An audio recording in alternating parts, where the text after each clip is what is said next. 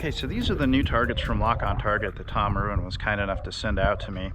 And these came about while we were talking over his rifle targets, which are actually brilliant, by the way.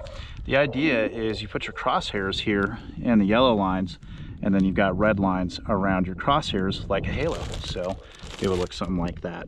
And they work wonderfully. We were talking about how rifle guys typically sight in the rifle and then they're good to go. So they're not burning through a lot of targets. So to help make the business go, Tom realized he needed to make targets for pistol shooters and guys practicing IDPA, IBSIC, 3-gun.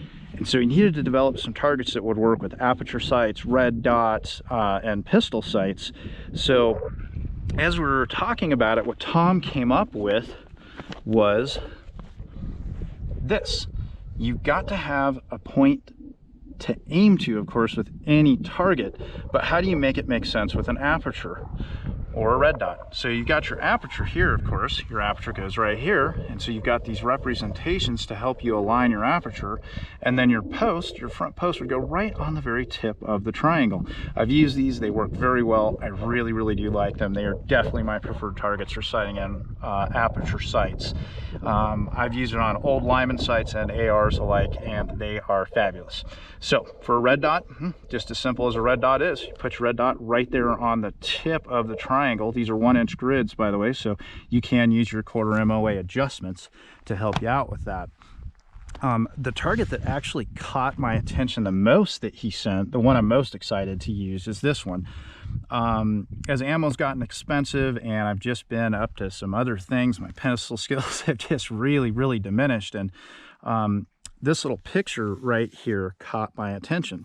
So I've just got picked up a surplus Glock with 3-dot sights, and I've been working on double taps and bill drills and whatnot, but this to me looks perfect for practicing trigger reset here.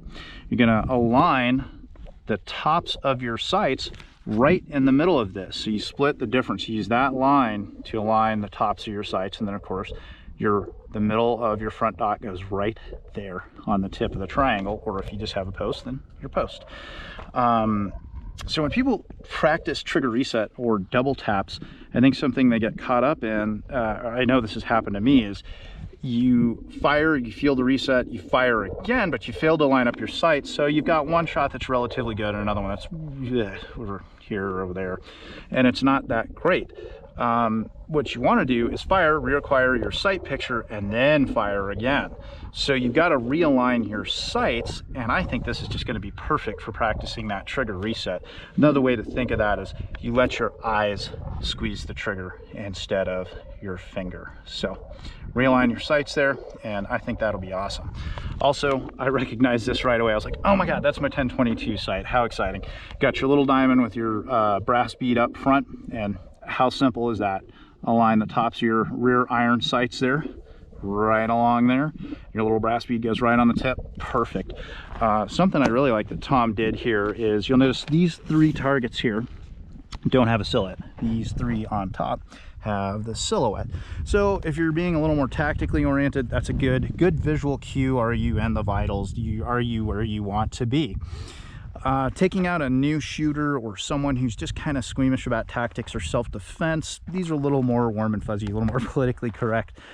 Definitely would be my choice for a new shooter to start. But I just can't wait to get started on these targets. And you're probably going, okay, you said IBSIC, you said IDPA. No, you know, looking here, 24 by 24.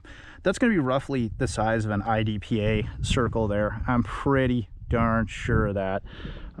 Could be a little bit off, but with a pie plate and a marker, you can make it correct very easily. You got your IBSIC target here. What do we got? We have about 11 inches by 6 inches, and this is a grid with 1-inch squares.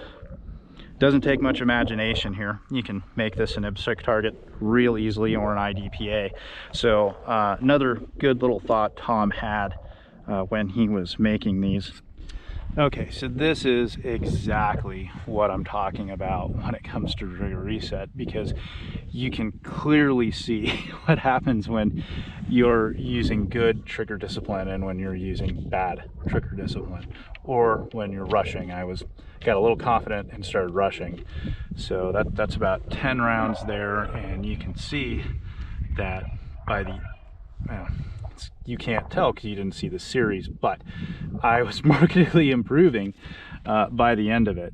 So I think that was my third string there where I had that one, and I'm relatively happy with this here. So I'd say we had 2 flyers, but definitely a help. I really like this particular target for pistol. So let's blast it up.